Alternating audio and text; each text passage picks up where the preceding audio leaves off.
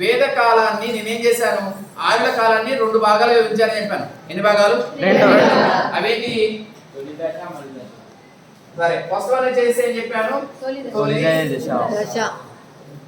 వేద కాలం ఆబ్లిక్ ఆర్యుల కాలం. ఓకే, తొలి ఇక్కడ ఆబ్లిక్ ఏం పెట్టినా దీన్ని ఏమనొచ్చు చెప్పా? ఏమనొచ్చు తెలుసా? తొలి ఆర్యుల అనొచ్చు, లేదంటే వేద కాలం అని కూడా అనొచ్చు. మీకు అర్థమైతే నేను చెప్పిన మాట. దీన్ని తీసుకోండి, తొలి వేద కాలం లేదంటే తొలి ఆర్యుల కాలం అని 2 భాగాలు ఎంచవచ్చు. అంటే ఏదన్నా కరెక్టే, తొలి వేద కాలం అన్నా తొలి ఆర్యుల కాలం అన్నా ఒకటే. సరే, ఈ కాలాన్ని 2 భాగాలు ఏం చేయని చెప్పాను. తొలి వేద కాలం, నెక్స్ట్ మలి వేద కాలం. ఈ తొలి వేద లేదా ఆర్యుల కాలం అనేది ఎప్పటి నుంచి ఎప్పటి వరకు చెప్పాను? క్రీస్తు పూర్వం 1500 నుండి 600 వరకు చెప్పాను. క్రీస్తు పూర్వం 1500 నుంచి 600 వరకు చెప్పాను. ఈ కాలాన్ని మళ్ళీ ఈ పీరియడ్ ని 1500 నుంచి 600 మధ్య కాలాన్ని 2 భాగాలు ఎంచారు. మళ్ళీ తొలి వేద కాలం, మలి వేద కాలం. తొలి వేద కాలం నేను ఏం చెప్పాను కానీ క్రీస్తు పూర్వం 1500 నుండి 1000 వరకు చెప్పాను. ఓకేనా? తర్వాత మలివేద కాలాన్ని క్రీస్తు పూర్వం 1000 నుంచి 600 కాలాన్ని ఏం చెప్పాను? మలివేద కాలం అన్నాను.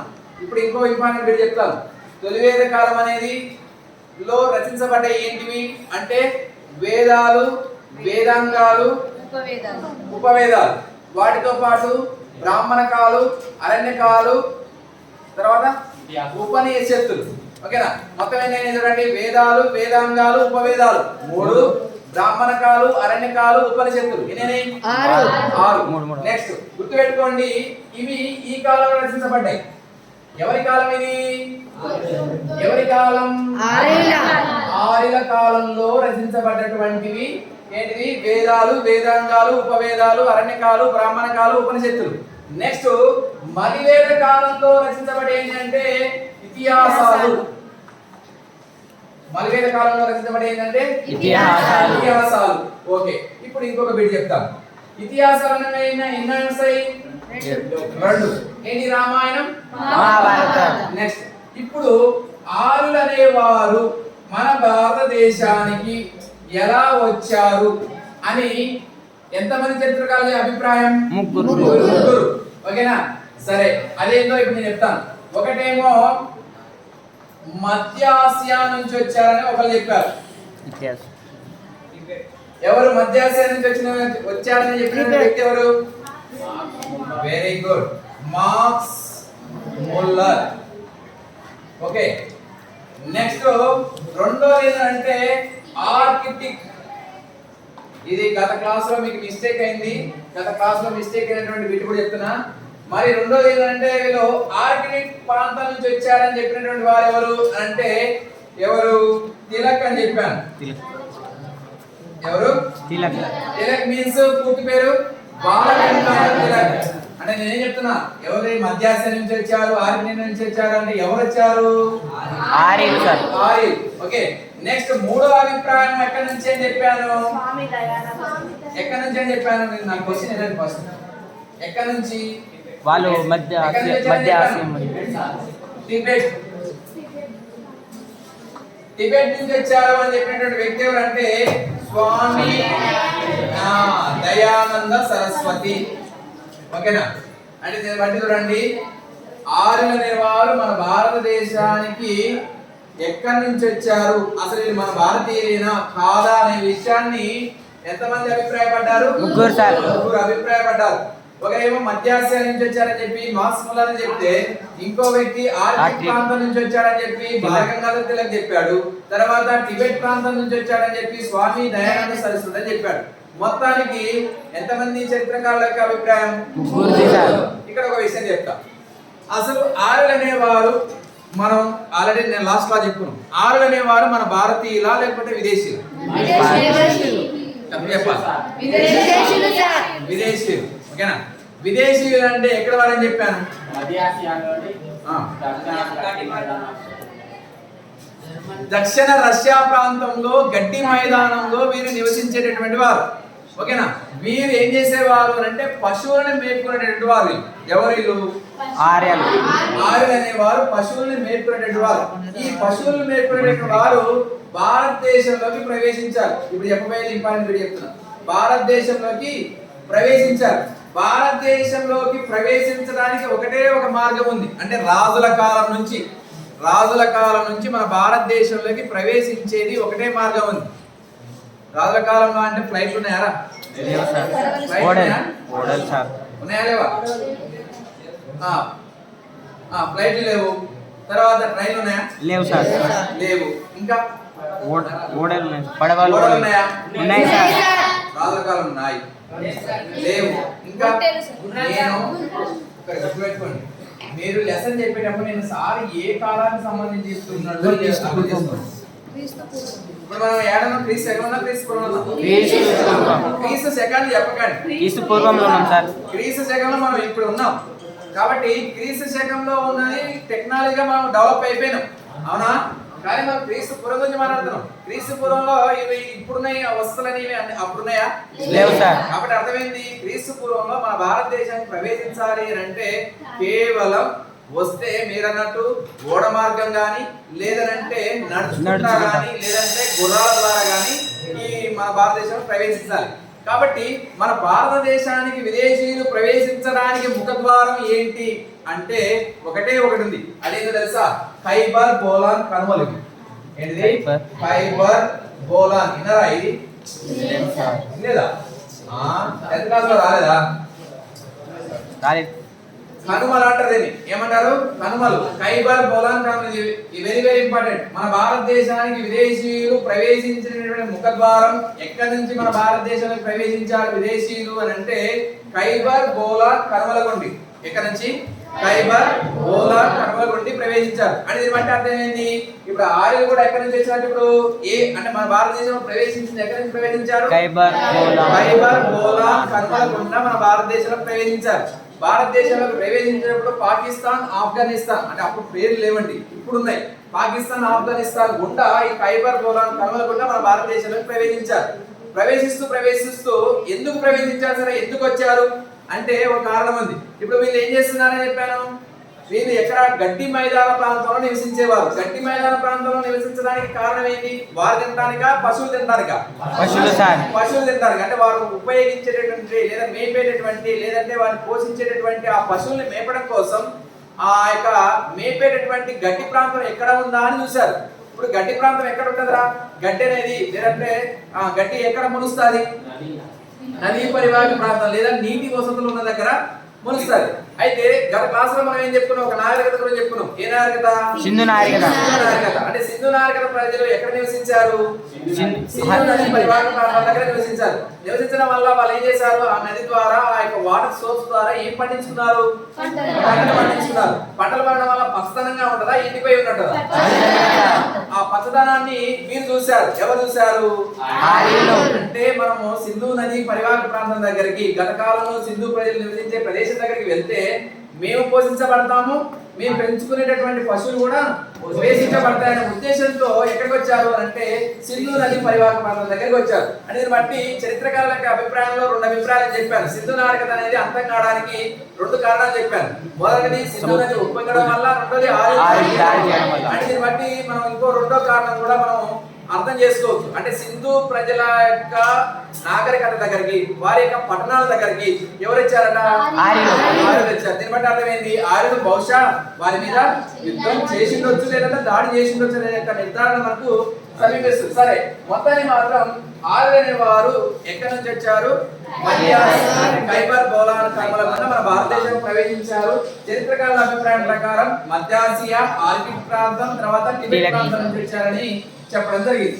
ఇప్పుడు మనం చెప్పుకునేటువంటి టాపిక్ ఏంటంటే, సరే ఆర్యులు వచ్చారు, ఆర్యుల కాలంలోనే తొలి వేద కాలంలోనే ఏం జరిగింది అంటే వేదాలు రచించబడ్డాయి, వేదాంగాలు రచించబడ్డాయి, ఉపవేదాలు రచించబడ్డాయి, అరణ్యకాలు, బ్రాహ్మణకాలు, ఉపనిషత్తులు అనేవి రచించబడ్డాయి అని చెప్పుకున్నాం. అయితే ఇప్పుడు మన టాపిక్ ఏంటంటే ఆర్యుల కాలంలో వారు వచ్చి స్థిర నివాసం ఏర్పాటు చేస్తున్నారు. స్థిర నివాసం ఏర్పాటు చేసుకున్నాక మన భారతదేశంలో వారు ఏ విధంగా జీవించారు, లేదంటే వారి యొక్క పరిపాలనా విధానం ఏమింది అనే విషయాన్ని మనం తెలుసుకుంటాం. దీన్ని ఏమనొచ్చు ఆర్యుల యొక్క ఏమనాలి, ఆర్యుల యొక్క జీవన విధానం అని చెప్పొచ్చు. జీవన విధానంలో ఆర్యుల జీవన విధానంలో మొదటి పాయింట్ ఏంటంటే రాజకీయ పరిస్థితులు. అంటే పరిస్థితులు అని అంటే రాజకీయ పరిస్థితులు అనొచ్చు, లేదంటే రాజకీయ విషయాలు అని అనొచ్చు. ఎవరి గురించి చెప్తున్నా కాన్సెప్ట్ మీరు మర్చిపోవద్దు. ఆర్యుల గురించి చెప్తున్నా, ఓకేనా? ఆర్యులు అంటే ఎవరు? ప్రజలు. ఎక్కడికి వచ్చిన ప్రజలు? భారతదేశానికి. ఎక్కడ? భారతదేశానికి సింధు నది పరివాహక ప్రాంతం దగ్గరికి వచ్చారు. రాజకీయ పరిస్థితులు. సరే, ఆర్యులు అనేవారు మన భారతదేశానికి ఎట్లా వచ్చారు? ఇప్పుడు మీకు ఇంకా అర్థమయ్యేది చెప్పాలా అని అంటే గొర్రెల కాపులు వస్తుంటారు, గొర్రెలు కాసేవారు వస్తుంటారు కొన్ని గ్రామాలలో. ఒకటే గుంపు వస్తుందా? వస్తారు 2-3 గుంపులుగా వస్తారు. ఒక గుంపు కాదు, 2 కాదు, 3 కాదు, 10 గుంపులు కూడా వస్తాయి. అర్థమైందా? కానీ ఒకటే గుంపు ద్వారా రావడం వల్ల పశువులు అంటే ఆ మేకలు అంటే గొర్రెలు అనేవి ఎక్కువ సంఖ్యలో వాళ్ళు ఏం చేయలేరు, దాన్ని కంట్రోల్ చేయలేరు. అందుకని ఏం చేస్తారు వాళ్ళు అంటే గుంపులుగా వస్తారు. అట్లనే ఆర్యుల కాలంలో కూడా వారు మన భారతదేశానికి వచ్చినప్పుడు ఎట్లా వచ్చారు తెలుసా? దాన్ని గుంపులు అన్నారు, తెగలుగా వచ్చారు. ఎట్లా వచ్చారు? తెగలుగా వచ్చారు. ఓకేనా? రైట్. అంటే దీన్ని బట్టి మొత్తానికి భారతదేశానికి తెగలుగా వచ్చి ఎక్కడ స్థిరపడ్డారు? భారతదేశంలో సింధు నది పరివాహక ప్రాంతం దగ్గర స్థిరపడ్డారు. స్థిరపడ్డ తర్వాత వారి యొక్క జీవన శైలి, వారు ఏ విధంగా జీవించారనేది మన క్లాస్. అందులో భాగంగా ఫస్ట్ పాయింట్ ఏంటంటే రాజకీయ పరిస్థితులు. ఇప్పుడు భారతదేశానికి వచ్చినటువంటి తెగలనంటే ఆర్యులు అనే వారిని ఏం చేయాలి? భారతదేశంలో వీరికి ప్రవేశించారు. ప్రవేశించిన తర్వాత ఈ ఆర్యులు అనే వారు ఏం చేస్తున్నారు? వారు జీవిస్తున్న సందర్భంలో వారి యొక్క జీవన శైలిలో మరి ఆర్యులు ప్రజల్ని ఏం చేయాలి? సంరక్షించాలంటే ఒక నాయకుడు కావాలి. గుర్తుపెట్టుకోండి, మన లెసన్ లో ఇంకా రాదు వచ్చిందా? రాలే. అర్థమవుతుందా? ఈ ఆర్యుల యొక్క ప్రజల్ని సంరక్షించాలి అని అంటే ఏం చేశారు అంటే ప్రజలందరూ కలిసి ఒక నాయకుడిని ఎన్నుకున్నారు. నేను చెప్పేది నాయకుడు, ఓకేనా? ఆ నాయకుడి పేరేమని పేరు పెట్టారు అని అంటే రాజన్. ఏమని పేరు పెట్టారు? రాజన్. రాజు కాదు, రాజనే పదం ఇంకా రాలే మనకు. రాజనే పదం తర్వాత వస్తుంది. ఓకే, ఆర్యులు అనేవారు మన భారతదేశానికి ప్రవేశించిన తర్వాత తెగలుగా నివసిస్తున్న సందర్భంలో ఆ తెగ ప్రజలందరినీ సంరక్షించడం అంటే కాపాడడం, లేదంటే వారిని పోషించడం, లేదంటే వారి యొక్క బాగోగులు చూసుకోవడం. ఎవరి అవసరం? ఒక నాయకుడు అవసరం. ఆ నాయకుడు అవసరం కాబట్టి ఏం చేశారు అంటే ఒక వ్యక్తిని నియమించారు. ఆ వ్యక్తి ఎవరు అంటే అయితే ఈ రాజన్ని నియమించుకున్నారు. నియమించుకున్న ఎవరు? ఆర్యులు అంటే ఎవరు? ఆర్య ప్రజలు చెప్పాలి. ఆర్య ప్రజలు నియమించుకున్నారు. ఆ ప్రజలకి అంటే ఈ రాజుని నియమించింది ఏంటంటే 2 సభలు నియమించాయి. ఎన్ని సభలు? 2 సభలు. దాన్ని ఏమంటారంటే సభా సమితి. గుర్తుపెట్టుకోండి, క్రీస్తు పూర్వంలోనే ఏమున్నాయట? 2 సభలు ఉన్నాయి. ఆ సభల పేరు ఏంటంటే సభా సమితి. ఈ సభా సమితి ఈ 2 సభలే ఎవరు నియమించాయి అంటే రాజుని నియమించాయి. ఓకే, అర్థమవుతుందా? ఇది ఎవరి యొక్క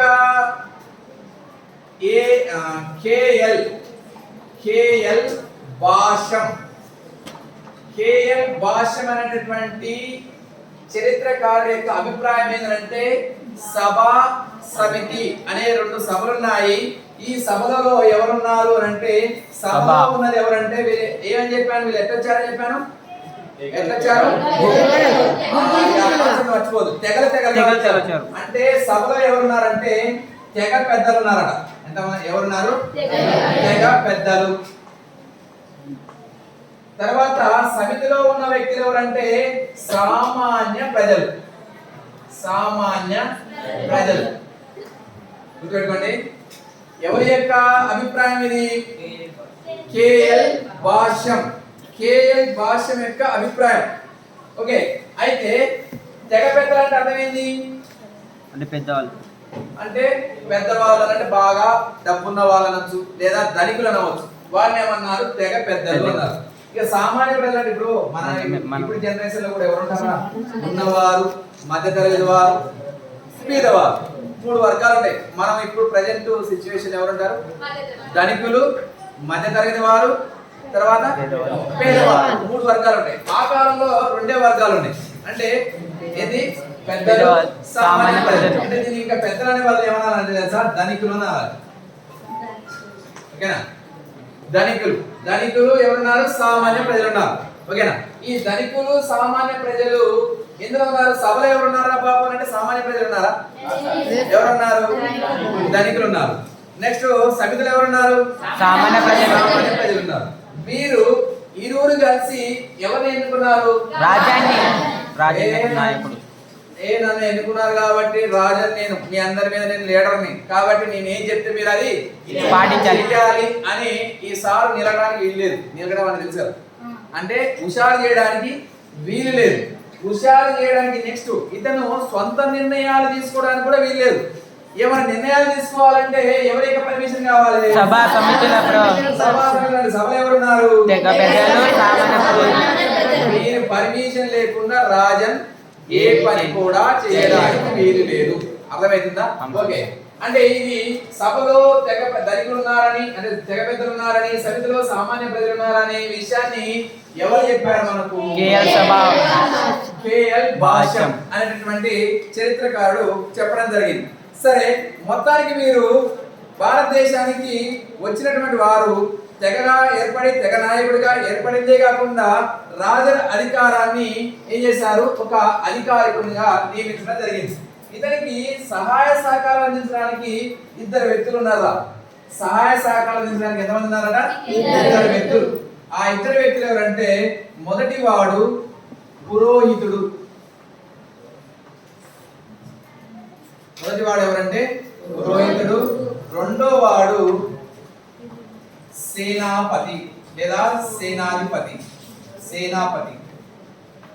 ఓకే, మీకు ఆల్రెడీ అర్థమైపోయింది. ఓకే, రాజునికి సహాయ సహకారం అందించడానికి ఎంతమంది ఉన్నారు? 2 ఉన్నారు. ఎవరు? పురోహితుడు, సేనాపతి. ఈ పురోహితుడు సేనాధిపతి ఎవరికి సహాయం అందిస్తారు? రాజుకి. మీకు వీళ్ళ గురించి చెప్పాలా? పురోహితుడు ఏం చేస్తారు సార్? ఇతను పురోహితుడు అంటే మీకు ఆల్రెడీ అర్థమైపోయింది. ఎవరైనా ఇతను బ్రాహ్మణుడు. ఓకేనా? పురోహితుడు ఏం చేస్తారా? గ్రామం బాగుండాలి, తెగ ప్రజలు మంచిగా ఉండాలి అని చెప్పి ఏం చేస్తారు? యజ్ఞయాగాలు చేస్తారు. అంత మాత్రమే కాకుండా ఏం చేస్తాడు? ఒకవేళ రాజు యుద్ధానికి పోయింది అనుకో, ఆ యుద్ధానికి పోయినప్పుడు ఏం చేయాలి? రాజును విజయంతోన తిరిగి రావాలని ఏం చేస్తాడు? పూజలు చేస్తాడు. పూజ చేసిందే కాకుండా దాన్ని ఏమంటారు? యజ్ఞయాగాలు. ప్రజలు క్షేమంగా ఉండాలి, కరువు కాటకాలు రాకుండా ఉండాలి, లేదంటే వర్షాలు బాగా పడాలి అనే ఉద్దేశంతో ఈ పూజారులు ఎవరి యొక్క క్షేమం కోసం? గ్రామం యొక్క క్షేమం కోసం, పట్టణం యొక్క క్షేమం కోసం యజ్ఞయాగాలు చేస్తారు. ఎవరు? పురోహితుడు. మరి సేనాపతి ఇతను ఏం చేస్తారు సార్? అంటే సైనికులను రాజ్యాన్ని కాపాడాల్సిన బాధ్యత ఎవరిది అంటే సేనాపతిది. రాజుతో పాటు రాజ్యాన్ని, రాజ్యంలో ఉన్న ప్రజల్ని కాపాడాల్సిన బాధ్యత ఎవరిది అంటే ఇతనే భవిష్యత్తులో అంటే మనకు ముందు లెసన్ లో పేర్లు మారుతుంటాయి. సేనాపతి, సేనాధిపతి, సర్వ సైన్యాధ్యక్షుడు, నెక్స్ట్ సైన్యానికే నాయకుడు అని వివిధ పేర్లు వస్తాయి. ఎవరికంటే సేనాపతి. ఓకే, అంటే దీన్ని బట్టి రాజునికి సహాయ సహకారం అందించడానికి ఎంతమంది ఉన్నారు? 2 వ్యక్తులు ఉన్నారు. ఆ 2 ఎవరు? పురోహితుడు, సేనాపతి. ఓకే, మరి రాజు యొక్క ప్రధాన విధి ఏంటి? రాజు ఏం చేయాలి? అంటే రాజ్యాన్ని కాపాడాలి. యుద్ధంలో కాపాడాలా? కావాల్సినటువంటి అవసరాలు అంటే కరువు కాటకాలు రాకుండా ప్రజలకు కావాల్సినటువంటి అవసరాలు తీర్చాల్సిన బాధ్యత ఎవరిది అంటే రాజంది. ఓకే, రాజునికి ఏమన్నా సహాయపడే సభలన్నీ సభా సమితి. సభలో ఎవరున్నారు? ఎవరి అభిప్రాయం? కేఎల్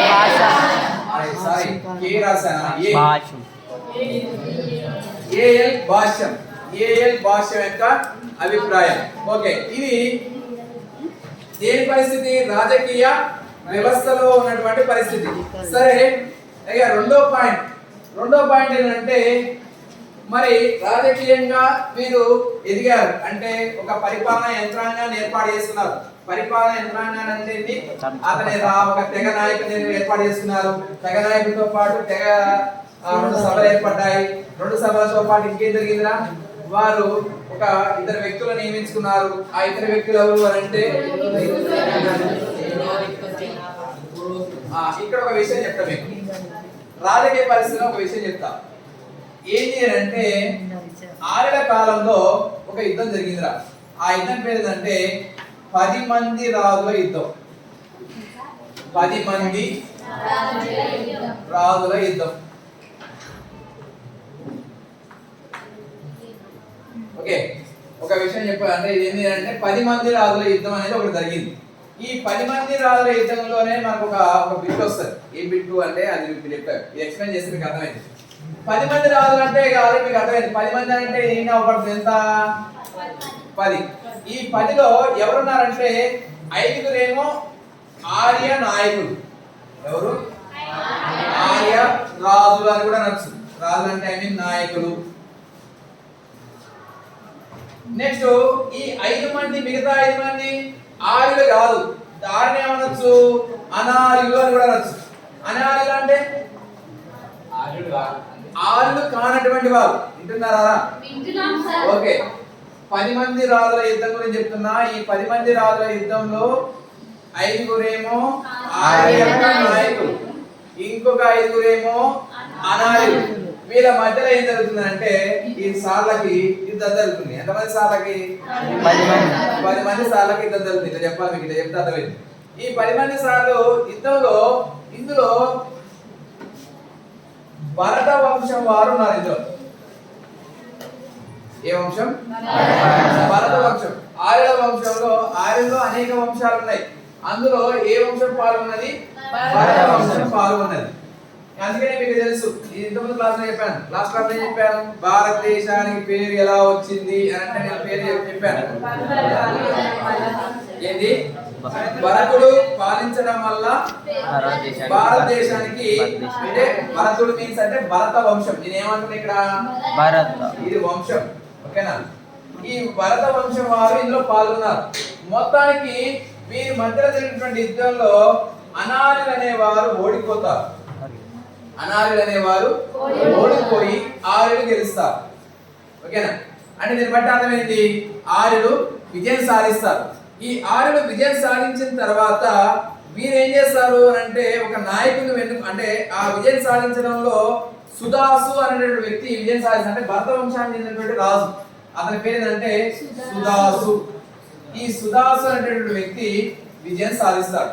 ఓకేనా? మళ్ళీ చెప్తున్నాను, 10 మంది రాజుల యుద్ధం అనేది ఎందుకు జరిగింది అని అంటే ఆర్యులకి అనార్యులకి.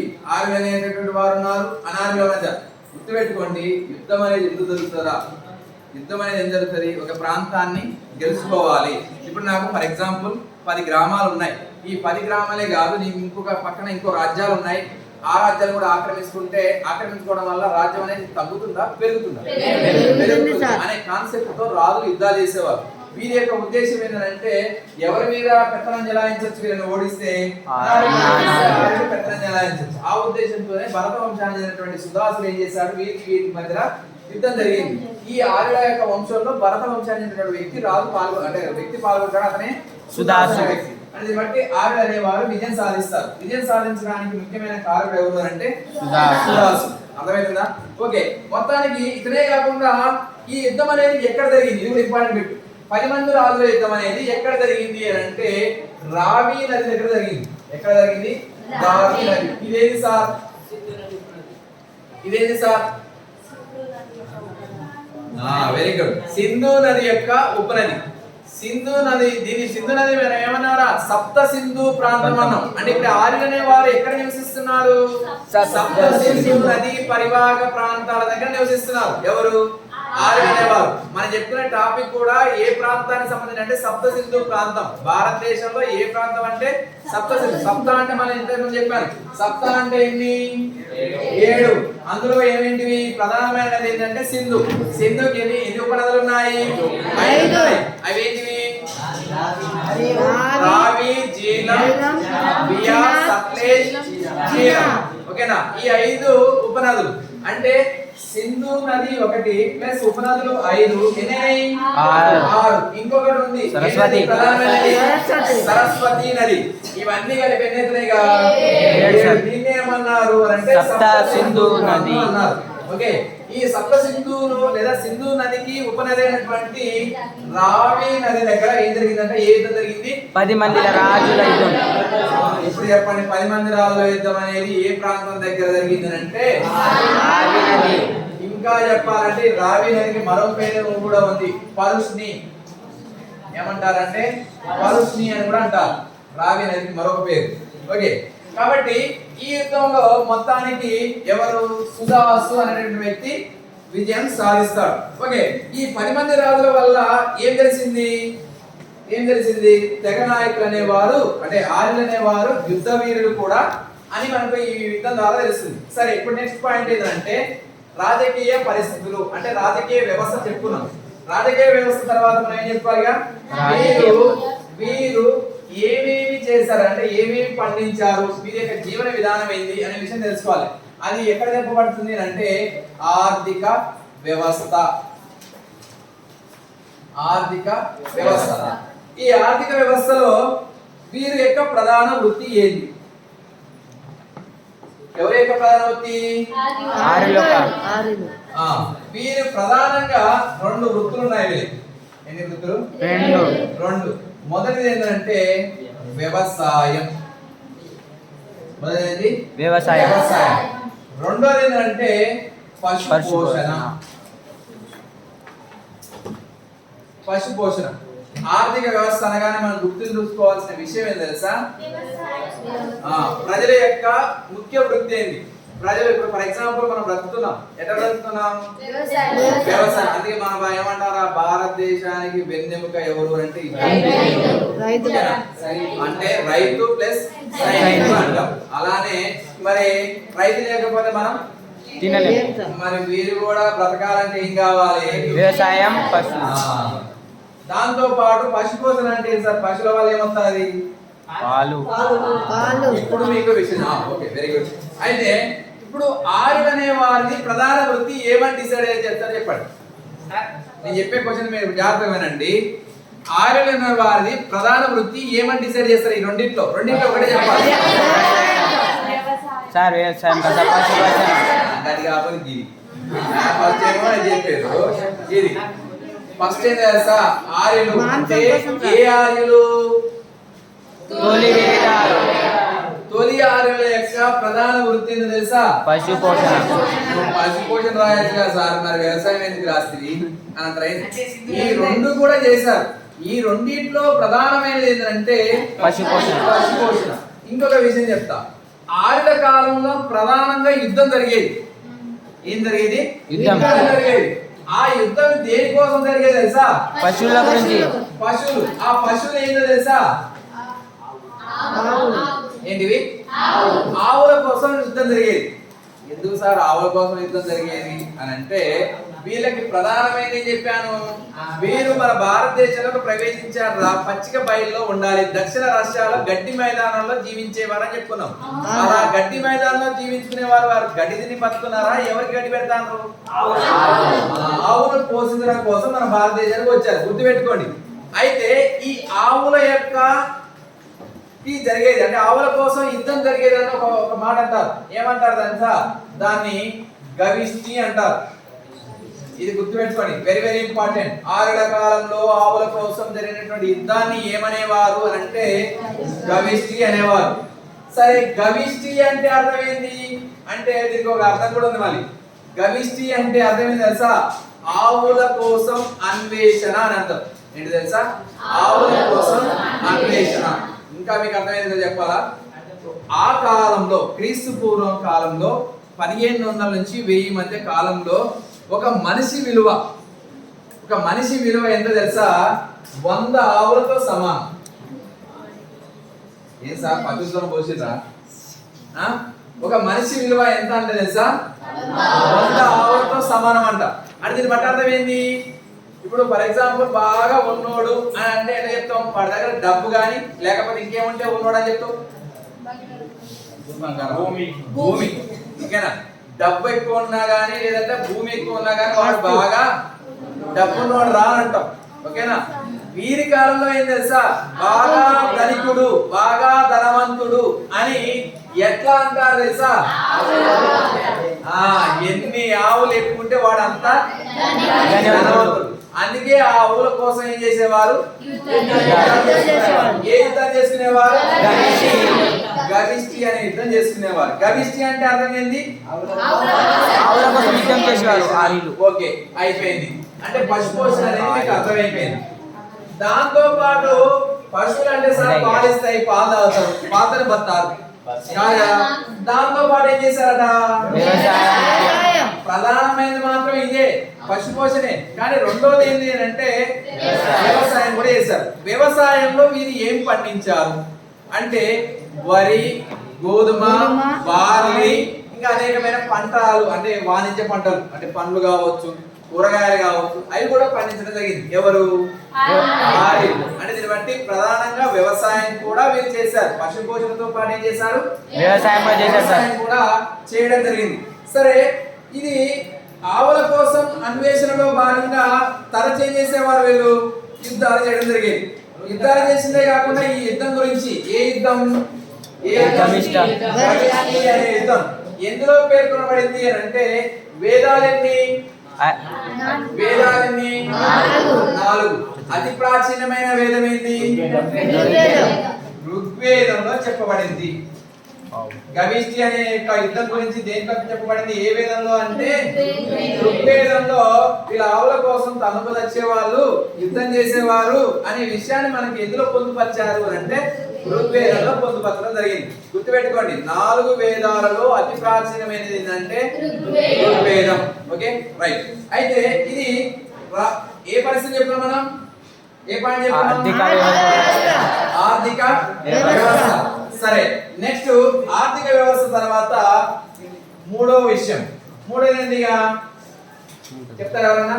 మూడో పాయింట్ ఏంటిగా? వీరు నివసించేటటువంటి ప్రాంతాన్ని ఏమంటారు? సమాజం. సమాజం అంటే సామాజిక వ్యవస్థ లేదా సామాజిక పరిస్థితులు. సామాజిక పరిస్థితుల్లో వేదకాలం నాటి ప్రజలు, అంటే సామాజిక పరిస్థితులు ఏముంటారా? సమాజంలో ఎవరు ఉంటారు? కుటుంబాలు ఉంటాయి. ఏముంటాయినా? కుటుంబాలు ఉంటాయి. ఈ కాలంలో కుటుంబ పెద్దని ఏమనేవారు అని అంటే కుటుంబ పెద్దని పితృస్వామిక వ్యవస్థ అనేవారు. ఇది పితృస్వామిక వ్యవస్థ అంటే కుటుంబానికి పెద్ద ఎవరు? ఇప్పుడు ఎవరు పెద్ద? అమ్మనా? అమ్మ కాకపోతే నాన్న, నాన్న కాకపోతే అమ్మ, నాన్న. ఓకేనా?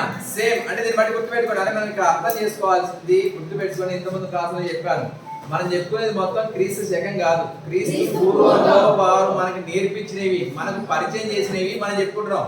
మనకు సిల్లీ కనిపించవచ్చు, కానీ వారు గొప్ప నాగరికత అనేది పరిచయం చేసి అనేక వస్తువులు కావచ్చు, పనిముట్లు కావచ్చు, కుటుంబ వ్యవస్థలు కావచ్చు, పశువులు కావచ్చు, పంటలు కావచ్చు, కట్టడాలు కావచ్చు, ఇవన్నీ కూడా మనం ఇప్పుడు చేస్తున్నాము అని అంటే ఎవరు పరిచయం చేసింది? సింధు ప్రజలు ఆర్యులు పరిచయం చేశారు. ఫర్ ఎగ్జాంపుల్ వేదాలు ఉన్నాయని మనకి ఏం తెలుస్తుంది? ఎవరి కాలంలో రచించబడ్డాయి అంటే మనం ఏం చెప్తాం? సింధు ప్రజల కాలంలో వీరు పత్తిని పండించారని చెప్పుకున్నాం. ఎవరు పండించారు పత్తి? సింధు ప్రజలు. సరే, ఇక్కడ ఒక బిట్ అడుగుతాను. మళ్ళీ ఇంతకుముందు క్లాస్లో చెప్పాను, సింధు ప్రజలు పండించినటువంటి పత్తి ప్రధానమైన పంట అని చెప్పుకున్నాం. ఆ పత్తి గురించి ఏ ఒక్క వేదంలో పేర్కొనబడింది? ఏ వేదంలో పేర్కొనబడింది అంటే ఏ వేదంలో చెప్పారు? సింధు ప్రజలు ఏం చేశారు? పత్తిని పండించారనే విషయాన్ని ఒక వేదంలో పొందుపరిచారు. ఏ వేదం? ప్రధాని గుర్తు పెట్టుకోండి, ఋగ్వేదమే. ఫస్ట్ వేదాల్లో ఏ వేదం రా? ఋగ్వేదమే. ఇంకోటి చెప్పాలి, ఇంకా డీప్ వెళ్దామా? ఋగ్వేదంలో ఎన్ని అధ్యాయాలు ఉంటాయో తెలుసా? ఋగ్వేదంలో ఎన్ని అధ్యాయాలు ఉంటాయో తెలుసా? 10 అధ్యాయాలు ఉంటాయి. ఎన్ని అధ్యాయాలు? 10 అధ్యాయాలు ఉంటాయి. ఈ 10 అధ్యాయాలలో సింధు నాగరికత గురించి చెప్పినటువంటి ఎన్నో అధ్యాయం తెలుసా? 6వ అధ్యాయం. ఇవన్నీ నేను చెప్పేవి చాలా ఇంకా మీరు ఇంకా ఫ్యూచర్ లో నేర్చుకోవాల్సి ఇప్పుడే చెప్తాను. ఎన్నో అధ్యాయాలు పేర్కొనబడింది? 6వ అధ్యాయంలో పేర్కొనబడింది. నెక్స్ట్, సరే, ఇక్కడ మనం ఏం చెప్పుకుంటాం? సామాజిక పరిస్థితుల్లో ఏం చెప్తున్నాం మనం? వీరు కుటుంబానికి పెద్ద ఎవరని చెప్పుకుంటున్నాం? కుటుంబానికి పెద్ద ఎవర్రా? తండ్రి. అంటే తండ్రిని ఏమన్నారు? పితృస్వామిక వ్యవస్థ అన్నారు. అంత మాత్రమే కాకుండా కుటుంబ పెద్దని ఏమనేవారు అంటే గృహపతి అని కూడా అనేవారు. ఏమనేవారట? గృహపతి. అంటే గృహపతి అంటే అర్థం ఏంటి? Very good. ఇంటికి పెద్ద అని అర్థం. అంటే గృహానికి పెద్ద. గృహం అంటే ఇల్లు. ఆ ఇంటికి పెద్ద ఎవరంటే కుటుంబ పెద్దని, తండ్రిని ఆ విధంగా అనేవారు. అంత మాత్రమే కాకుండా సమాజంలో కుటుంబాలలో ఎట్లా ఉండేది అంటే వారి యొక్క జీవన శైలి చెప్తున్నాం. గుర్తుపెట్టుకోండి, ప్రజల యొక్క జీవన విధానం గురించి తెలియజేసే పాయింట్ ఏంటో తెలుసా? నెక్స్ట్ ఆర్థిక విషయాలు. అంటే పంటలు పండించారా లేదా, వ్యాపారం చేశారా, వీరు ఏం తిన్నారు, ఏ విధంగా పశువులు పోషించారనే విషయం మొత్తాన్ని కూడా డబ్బు గురించి చెప్పేది ఏంటో తెలుసా? ఆర్థిక పరిస్థితులు. రాజకీయ రంగాన్ని ఇక్కడ ఎవరి గురించి చెప్తారు అంటే రాజుల గురించి చెప్తారు. రాజుల గురించి చెప్పేది, లేదంటే రాజులు ఎవరెవరు యుద్ధాలు చేస్తున్నారు అనే విషయాన్ని చెప్పేది ఏంటంటే రాజకీయ పరిస్థితులు. వీడు తండ్రిని చనిపించిండా లేకపోతే యుద్ధం చేసి రాజ్యాన్ని ఆక్రమించాడు అనే విషయం చెప్పేది ఎక్కడ అంటే రాజకీయ పరిస్థితులు. ఇది మనం లాస్ట్ లెసన్ వరకు ఇవే ఉంటాయి. రాజకీయ అనగానే ఆ రాజకీయ పరిస్థితులు ఎవరుంటారు? రాజు, రాజు కుటుంబీకులు, రాజు యొక్క కుమారులు అనే విషయాన్ని ఇక్కడ చెప్తాం. ఆర్థిక అనగానే ఆ రాజుల కాలంలో ఏది చేశారు, పంటలు పండించారా, వ్యాపారం చేశారా, లేదా అంటే వారికి వ్యాపారం ద్వారా ఎంత ఆదాయం వచ్చింది, ఎంత పోబడి వచ్చింది అనే విషయం మొత్తం కూడా ఎక్కడ చెప్తారు అంటే సమాజం అనగానంటే ఆ రాజ్యంలో ప్రజల యొక్క జీవన విధానం. రాజు యొక్క జీవన విధానం కాదు, జీవన విధానం. ప్రజలు ఏ విధంగా జీవించారు, సుఖ సంతోషాలతో ఉన్నారా లేదా, వారి డ్రెస్ సెన్స్ ఏంది, వారి ఏ వస్తువులు ఉపయోగించుకున్నారు, వీరి యొక్క అలంకార ప్రియులా లేదా అనే విషయం ఏం చెప్పబడుతుంది అంటే ఇక్కడ సమాజంలో ఏం చెప్పుకుంటాం మన పాయింట్? కుటుంబానికి పెద్ద, గృహపతి అన్నాము, లేదంటే పితృస్వామికి వ్యవస్థ అన్నాము. నెక్స్ట్ ఈ సమాజంలో ఏం చేసేవారంటే క్రీస్తు పూర్వంలోనే రెండు విషయాలు ఉన్నాయి. అంటే ఏకపత్ని వ్రతం, అంటే ఏమంటారు ఏకభారత్యం, బహుభార్యత్వం కూడా రెండు వర్గాలు ఉన్నాయి. ఏకభార్యత్వం అంటే ఏంటంటే ఇంతకుముందు మీకు చెప్పాను. ఏం చెప్పాను? సభ, సమితి. సభలో ఎవరున్నారు? పెద్ద తెగ పెద్దలు అంటే ఎవరని చెప్పాను? ధనికులు. సామాన్య ప్రజలు అంటే ఏంది? ఇక పేదవాళ్ళు కూడా అనుకోవచ్చు. అయితే ఇక్కడ ఏకభార్యత్వం, బహుభార్యత్వం అనేది రెండు వర్గాలు ఉన్నాయి. ఏకభార్యత్వం అంటే ఏంటంటే ఒక స్త్రీని వివాహం చేసుకునే పద్ధతి ఈ కాలంలో ఉండేది.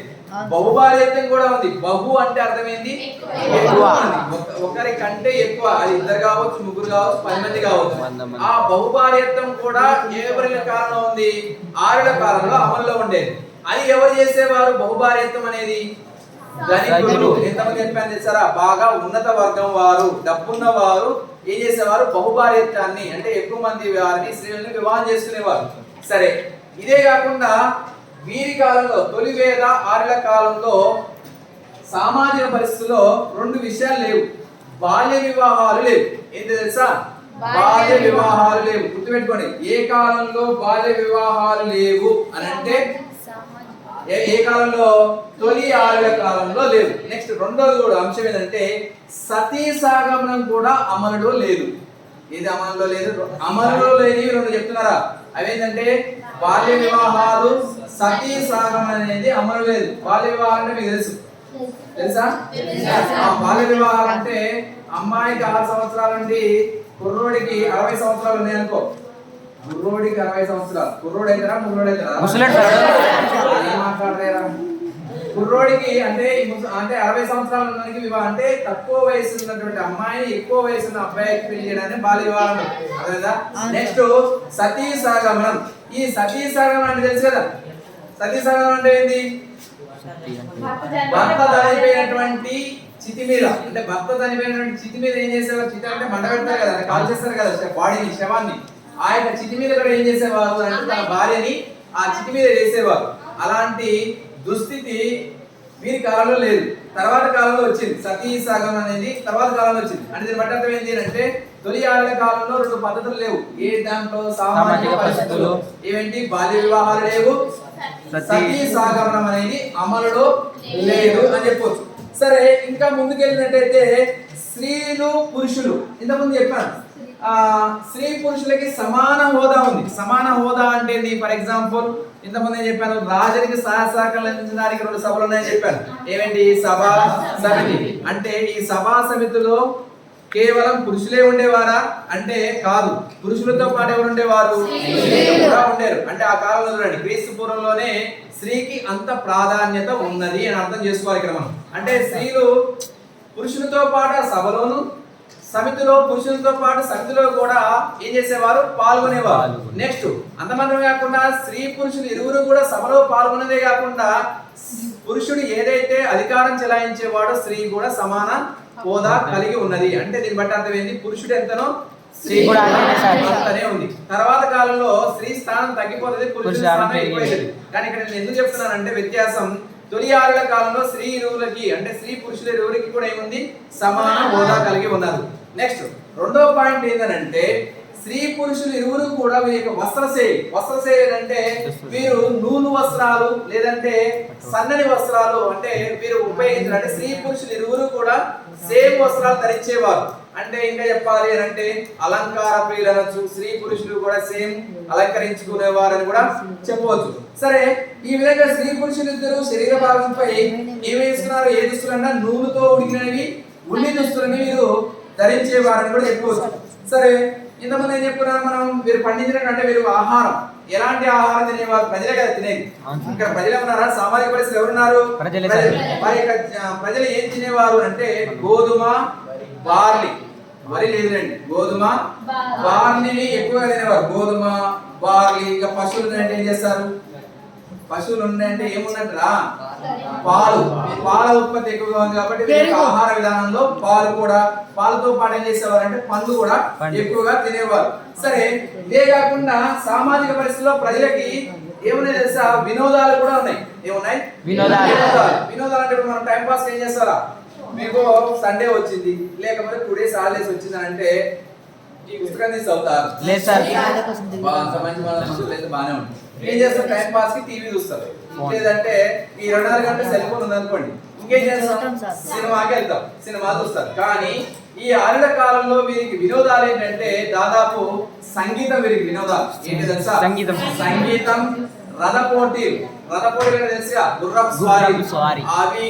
తర్వాత చదరంగం అంటే తెలుసు కదా? చదరంగం ఇప్పుడు ఏమంటున్నాం అంటే చెస్. ఇప్పుడు మనం కాదు కనుగొన్నది, ఎవరు కనుగొన్నారు? రాజుల కాలంలోనే కనుగొన్నారు. అంటే చదరంగం. తర్వాత పాచికలు అంటే గవ్వలతో పాచికలు. తర్వాత సంగీతం. తర్వాత ఏం చెప్పిన నాట్యం కూడా వీరికి వినోదాలు. అర్థమవుతుందా? తొలి ఆరుల కాలంలో సమాజంలో ఫస్ట్ పాయింట్ ఏం చెప్పాను? పితృస్వామిక వ్యవస్థ ఉంది, కుటుంబానికి పెద్ద గృహపతి అన్నాము. అంత మాత్రమే కాకుండా స్త్రీ పురుషులతో పాటు స్త్రీకి కూడా సమాన హోదా ఉంది. అదే కాకుండా వీరు ఏం చేశారని చెప్పాను? వీరు వస్త్రాశైలిలో నూలు వస్త్రాలు, ఉన్ని వస్త్రాలు ధరించారు. అంటే ఇక్కడ గమనించాల్సింది నూలు వస్త్రాలు స్పెసిఫిక్ సార్ నూలు వస్త్రాలు ధరించాడు, ఉన్ని వస్త్రాలు ధరించాడు అని చెప్తున్నాడు. మేము ఇప్పుడు వేసుకోలేదా? అవి వేసుకోవట్లేదా అని అంటే నువ్వు వేసుకుంది గొప్ప కాదు, క్రీస్తు పూర్వంలోనే వారు నూలు వస్త్రాలు, ఉన్ని వస్త్రాలు తయారు వేసుకున్నారు.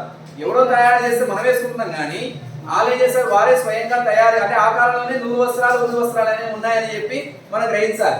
సరే, ఎంతమంది కాకుండా మీరు యొక్క ఆహార శైలిలో వీరు ఏం చేశారు? గోధుమ, బార్లీ, పాలు, పండ్లు వీళ్ళు భుజించేవారని చెప్పుకున్నాం. ఇంకేం చెప్పుకున్నాం? సామాజిక పరిస్థితుల్లో వీరి యొక్క వినోదాలు చెప్పుకున్నాం. వినోదాలు ఏం చెప్పాను? గుర్రపు స్వారీ, సంగీతం, నాట్యం, చదరంగం, పాచికలు అనేవి వీరు ఉపయోగించారని చెప్పుకున్నాను. నెక్స్ట్, ఈ సమాజంలోనే ఇంకొక వ్యవస్థ ఉంది. ఏదో తెలుసా? వర్ణ వ్యవస్థ. ఏ వ్యవస్థ? వర్ణ వ్యవస్థ అంటే చెప్తారా? వర్ణము అంటే అర్థమైంది? వర్ణం అంటే ఏంటిరా? వర్ణం అంటే ఏంటి? రంగు, అంతే కదా? వర్ణం అంటే ఈ యొక్క తొలి ఆరుల కాలంలో వర్ణాన్ని బట్టి అంటే రంగుని బట్టి కూడా వారు ఏం చేశారు అంటే ప్రజలని డివైడ్ గా చేశారు. అయితే తొలి ఆరుల కాలంలో ప్రధానంగా ముగ్గురు ఉండేవారు. ప్రధానంగా ఎవరు ఉండేవారు? 3 వర్ణాలు. దాన్ని ఏమంటారంటే వర్ణ వ్యవస్థ. ఎన్ని వర్ణాలంట? 3 వర్ణాలు ఉన్నాయి.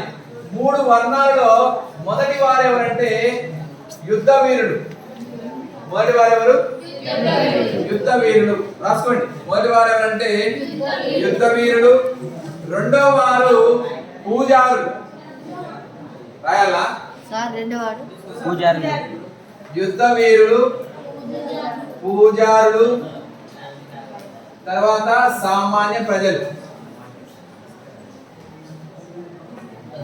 ఓకే, వర్ణ వ్యవస్థలో చెప్పుకున్నాం మనం. నెక్స్ట్ ఫోర్త్ పాయింట్ చెప్పుకున్నాం. ఈ ఫోర్త్ పాయింట్ ఏంటంటే వర్ణ వ్యవస్థ. వర్ణ వ్యవస్థలో యుద్ధ వీరుడు, తర్వాత పూజారుడు, సామాన్య ప్రజలు. అయితే వీరితో పాటు కాలం గడిచే కొద్దీ 4వ వర్గం కూడా వచ్చింది. ఏమొచ్చింది తెలుసా? 4వ వర్గం. ఈ 4వ వర్గమే ఎవరు అంటే, ఇప్పుడు యుద్ధం చేస్తారా?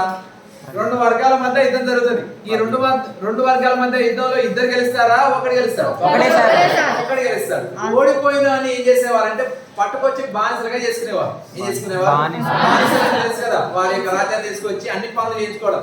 అంటే పొలం పనులు కావచ్చు, లేకపోతే రాజ్యంలో పనులు కావచ్చు, ఏవైనా సరే బానిసలుగా చేసుకునేవారు.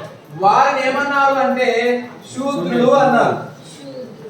అంటే యుద్ధ భూమిలో పట్టుబడినటువంటి ఓడిపోయినటువంటి సైనికులని, ప్రజల్ని పట్టుకొచ్చి వారి యొక్క రాజ్యంలో ఏం చేసేవారు? బానిసలుగా పని చేయించుకునేవారు. వారిని ఏమనేవారు అంటే శూద్రులు అన్నారు.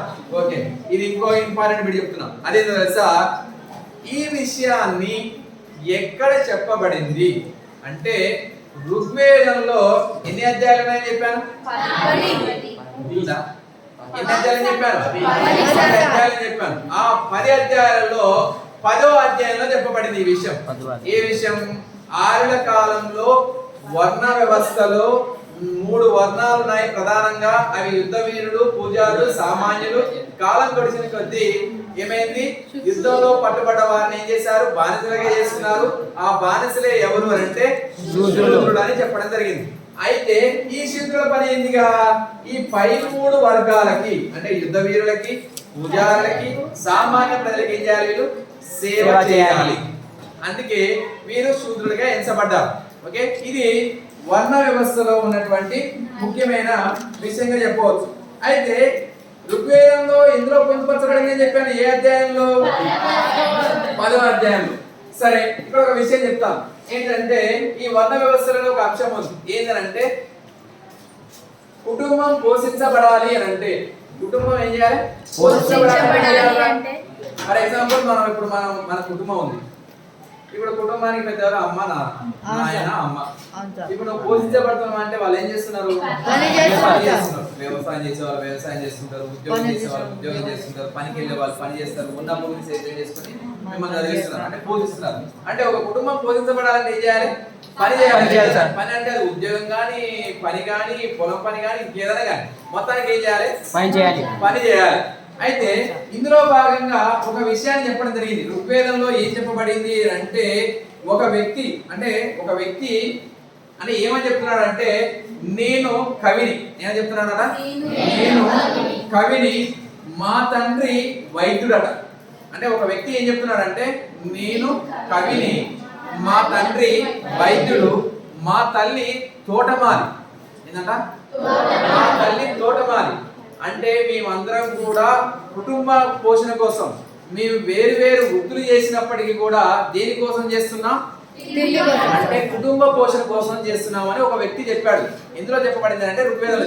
ఏం చెప్తున్నాడు? ఒక వ్యక్తి ఏం చెప్తున్నాడు అంటే నేను కవిని, మా తండ్రి వైద్యుడు, మా తల్లి తోటమాలి, మేము చేసే వృత్తి వేరు వేరు అయినప్పటికీ కూడా మేము దేనికోసం చేస్తున్నాం? కుటుంబ పోషణ కోసం చేస్తున్నామని ఒక వ్యక్తి చెప్పడం జరిగింది. ఓకే, ఇది వర్ణ వ్యవస్థ. Okay, next point. ఇక లాస్ట్ వన్ ఏంటంటే ఎన్నది పాయింట్? ఐదోది ఏంటంటే మతం. అంటే మతం అంటే ఏం చెప్పాలి? ఇంకా మత పరిస్థితులు అని కూడా అనొచ్చు. మత పరిస్థితులు. సరే, మీరు ఎవరిని పూజించారు ప్రధానంగా అంటే ఇంద్రుడిని పూజించారు. ఎవరిని పూజించారట? ఇంద్రుడిని పూజించారు. గుర్తుపెట్టుకోండి, తొలి వేద కాలంలో లేదా తొలి ఆర్యుల కాలంలో పూజించినటువంటి వీరు ఎవరిని పూజించారంట? ఇప్పుడు దేవుడా దేవతానా? దేవుడే కదా. దేవుడు కాబట్టి దేవుడు అవుతాడు. స్త్రీ అయితే దేవతలు. కాబట్టి మత పరిస్థితుల్లో తొలి ఆరుల కాలంలో పూజించబడినటువంటి దేవుడు ఎవరంటే ఇంద్రుడు. ఎందుకు సార్ ఇంద్రుడినే పూజించారు అంటే కారణం ఉంది. ఎందుకు తెలుసా? ఇంద్రుడు అంటే మీరు ఏం చేశారు, దేనికోసం చేస్తున్నారని చెప్పాను. ఏం చేస్తున్నారు? ఆవుల కోసం. ఆవుల కోసం ఏం చేస్తున్నారా? యుద్ధం చేస్తున్నారు. ఆ యుద్ధంలో ఏం రావాలి? యుద్ధంలో ఏం రావాలి అంటే గెలవాలి, ఓడిపోవాలని యుద్ధం చేస్తున్నారు. గెలవాలని పూజ. గెలవడం కోసం ఇంద్రుడికి పూజలు చేస్తే, ఇంద్రుడికి ఏం చేయాలి? పూజలు చేసిన యజ్ఞాగాలు చేస్తే ఇంద్రుడు మమ్మల్ని ఏం చేస్తాడు? సహాయం చేస్తాడు. యుద్ధంలో కలిసి యుద్ధంలో ఏం చేస్తాడు? గెలిపిస్తాడు ఉద్దేశంతో చేసేవారు. నెక్స్ట్ ఇంద్రుడిని పూజించడానికి ఇంకొక కారణం కూడా ఉంది. మొదటిదేమో యుద్ధాల్లో విజయం సాధింపజేస్తాడేమో అని, రెండోది ఏంటంటే వర్షం కురిపిస్తాడేమో అని. అంటే వర్షం కురిపించడానికి ఏం కావాలి? పశువులకు ఏం కావాలరా? గడ్డి కావాలి. గడ్డి అయితే కురుస్తుంది, వర్షం పడుతుంది. కాబట్టి వర్షాలు కురిపిస్తాడనే ఉద్దేశంతో, అంటే రెండు కారణాల చేత ఇంద్రుడిని పూజించేవారు. గుర్తుపెట్టుకోండి, తొలి ఆరుల కాలంలో పూజించబడ్డటువంటి దేవుడు ఎవరు? ఇంద్రుడు. ఓకే, అయితే ఇంద్రుడిని యుద్ధాలు చేసేవారు పూజిస్తారు సార్. మరి సామాన్య ప్రజలు ఏం చేయాలి? సామాన్య ప్రజలు కూడా ఏం చేయాలి? పూజించాలి సార్. అందుకనే సామాన్య ప్రజలు ఎవరిని పూజించేవారు అని అంటే అగ్నిని పూజించేవారు. ఏం చేసేవారు? అగ్నిని పూజించేవారు. అగ్నిని ఎందుకు పూజించేవారు అంటే ప్రతి ఇంట్లో అగ్ని ఉంటుందా లేదా? ప్రతి ఇంట్లో అంటే దీపమైనా సరే, మనం వండుకునేటటువంటి పొయ్యిలో గానైనా అగ్ని ఉంటుందా లేదా? అంటే వీరి యొక్క అంటే నమ్మకం ఏంటంటే అగ్నిదేవుడు పూజిస్తే, సామాన్య మానవుడు అగ్నిని పూజిస్తే అగ్నిదేవుడు అంటే పోయి ఎవరు చెప్తారట? ఇంద్రుడు చెప్పి మా యొక్క సమస్యలు, మా కోరికలను తీరుస్తాడని చెప్పి సామాన్య ప్రజలు పూజించదగ్గ దేవుడు అంటే అగ్నిని పూజించేవారు. దాంతో పాటు మీరు ఏం చేశారో తెలుసా? స్త్రీ దేవతలు కూడా పూజించారు. ఏం చేశారు తెలుసా? స్త్రీ దేవతలు కూడా పూజించారు. ఆ స్త్రీ దేవతలు ఎవరంటే అదితి, చెప్పాలా? అదితి, పృథ్వీ, తర్వాత ఉష. ప్రధానంగా తొలి ఆరుల కాలంలో పూజించబడినటువంటి స్త్రీ దేవతలు. అంటే స్త్రీ దేవతలు ఎవరంటే ముగ్గురు. ఎవరు? అదితి, పృథ్వీ, ఉష అనే స్త్రీ దేవతలు కూడా పూజించారు. నెక్స్ట్ ఇంకోటి చెప్తాను, సమయం అయిపోయింది కాబట్టి. యజ్ఞయాగాల సమయంలో పూజలు చేసేటప్పుడు మీరు ఏం చేశారో తెలుసా? పూజలు చేసేటప్పుడు ఏం చేసేవారు తెలుసా? మీరు ఒక సోమ అనేటటువంటి పూజలు చేసే సమయంలో మత్తు పానీయాన్ని సేవించేవారు. మత్తు పానీయం ఏం సేవించేవారు? మత్తు పానీయాన్ని సేవించేవారు. ఆ మత్తు పానీయం పేరు ఏంటి అని అంటే సోమ. ఇది వెరీ వెరీ ఇంపార్టెంట్ రా. తొలి ఆరుల కాలంలో వీరు పూజా కార్యక్రమాలలో ఏ యొక్క మత్తు పదార్థాన్ని ఉపయోగించేవారు, దేన్ని తాగేవారు అంటే సోమ అనేటటువంటి. ఇంకోటి కూడా ఉంటది, సుర. ఏంటి? సుర. ఇవి మత్తు పానీయాలు. అంటే ఇది ఎప్పుడు తాగుతారు వీళ్ళు? పూజా కార్యక్రమాలు, యజ్ఞాగాలు చేసేటప్పుడు. ఇవి వేడితో తయారు చేస్తారంటే వృక్షాల యొక్క మూలికలతో తయారు చేస్తారు. దేంతో తయారు చేస్తారు? వృక్షాల యొక్క మూలికలతో. అంటే ఈ విధంగా మత పరిస్థితుల్లో ఏం చేశారు? ఇంద్రుడినేమో పూజించారు, పురుషదేవులను పూజించారు, సామాన్య ప్రజలేమో అగ్నిని పూజించారు, వాటితో పాటు స్త్రీలను కూడా పూజించారు. అదితి, పృథ్వీ, ఉషా దేవులని. దాంతో పాటు ఏం చెప్పాను? వీరు పూజా కార్యక్రమాలలో సేవించినటువంటి మత పదార్థం ఏంటంటే సోమ, సుర అనేది పూజించడం జరిగింది, అంటే సేవించడం జరిగింది. నెక్స్ట్ ఇవే కాకుండా వీరి యొక్క ఆయుస్సును పెంపొందించడం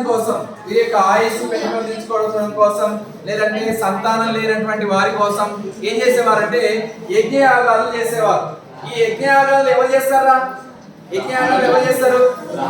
బ్రాహ్మణులు చేస్తారు. ఆ బ్రాహ్మణులు చేసినందుకు ఈ యొక్క రాజుని ఏం చేసేవాడంటే ఎక్కువగా బహుమానాలు ఇచ్చేవాడు. బహుమానాలు అంటే ఏంటి? అంటే కానుకలు. ఆ కానుకలు అంటే ఆవులు కావచ్చు, భూమి కావచ్చు, డబ్బు కావచ్చు, ఏదైనా సరే ఏం చేసేవారు తెలుసా? కానుకలుగా ఇవ్వచ్చు. దీని వల్ల ఎవరు లబ్ధి పొందారు?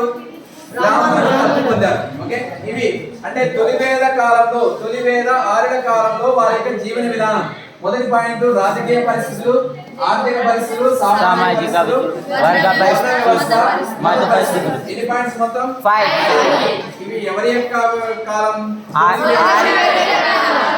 లేదా ఆరుల కాలం మలివేద కాలం లేదా ఆరుల కాలం మధ్యాహ్నం చెప్తుంది. మీకు ఈ వీడియో కనుక నచ్చితే తప్పకుండా like, share and subscribe to Shyam Raju academy channel.